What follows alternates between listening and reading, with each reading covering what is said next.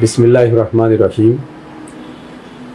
বাগারপাড়া, অভয়নগর এবং বসুন্ধিয়া যশোর ৪ নির্বাচনী এলাকার সর্বস্তরের জনগণের প্রতি আমার পক্ষ থেকে সালাম এবং শুভেচ্ছা। সবার প্রতি ভালোবাসা রইল। আমি এলাকার মানুষের জন্যে, মানুষের কল্যাণের জন্যে, মানুষের উপকারের জন্য জনগণের পাশে আমি থাকবো ইনশাআল্লাহ। আমি শুধু রাজনীতি করার জন্যেই এলাকায় আসি নাই। আমার বক্তব্য হচ্ছে, আমি মানুষের উন্নয়নমূলক কাজ করতে চাই, মানুষের জীবনযাত্রা সহজ করতে চাই, মানুষের বিভিন্ন ধরনের সামাজিক পারিবারিক যে সমস্যাগুলো আছে, সোশ্যাল সমস্যা যেগুলো আছে সেগুলো সমাধান করে মানুষের জীবনযাত্রার মান উন্নয়ন করতে চাই।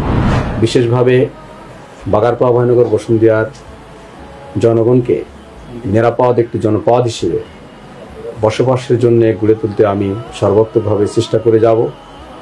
তাদের যে স্বাস্থ্যসেবার অনুন্নত অবস্থা, বিশেষ করে বাগারপাড়া এবং অভয়নগর যে হাসপাতাল, এই দুটা হাসপাতালকে জনগণের স্বাস্থ্যসেবার জন্য উপযুক্ত হিসেবে গড়ে তুলব, যেখানে এলাকার সাধারণ জনগণ সেখান থেকেই তাদের চিকিৎসাগুলো নিতে পারে, তার ব্যবস্থার জন্য আমি সর্বাত্মকভাবে চেষ্টা করে যাব।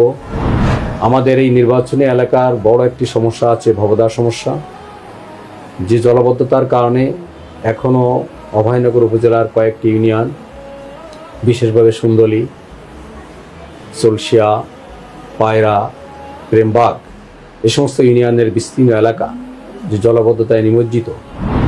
আমি এই জলাবদ্ধতা দূর করবার জন্য সর্বাত্মকভাবে চেষ্টা করে যাব। আমার বিশ্বাস, 1 বছর ধরে আমি যেটা গবেষণা করে দেখতে পাচ্ছি, এলাকার জলাবদ্ধতা দূর করবার জন্য অনেক প্রজেক্ট এসেছে। দুর্নীতির কারণে, অদক্ষতার কারণে সেই সমস্ত প্রজেক্ট কার্যকরী হয়নি। যদি প্রজেক্টগুলো স্বচ্ছতার সাথে দুর্নীতিমুক্ত অবস্থায় বাস্তবায়ন করা যায়, তাহলে ভবদার জলাবদ্ধতা দূর করা যাবে ইনশাআল্লাহ।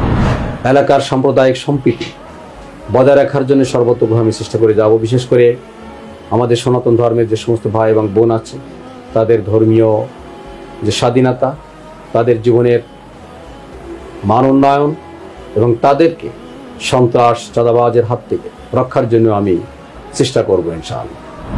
আমাদের নোয়াপাড়া একটা শিল্প অঞ্চল, এ অঞ্চলে হাজার হাজার শ্রমিক বসবাস করে।